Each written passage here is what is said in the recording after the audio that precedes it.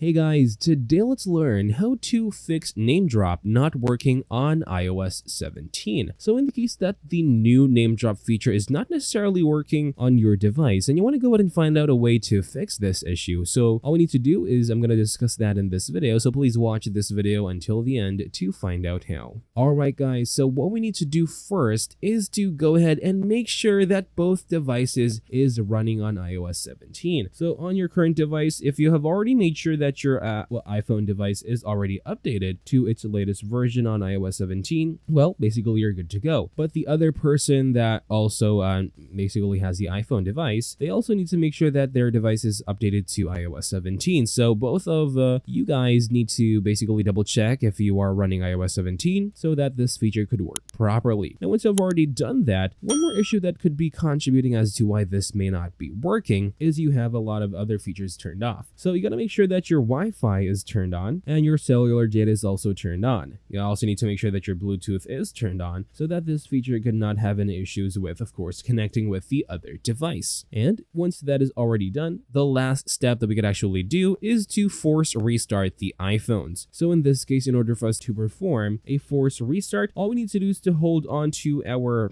power buttons and our volume up and down rockers at the same time until we see the Apple logo. And once we see the Apple logo, release the buttons and wait for the phone to restart onto the home screen once more. Now do that with both devices and that should solve your issue. That's all for this video, guys. Thank you guys for watching. Please like this video and subscribe as well if you guys learned something, and take care.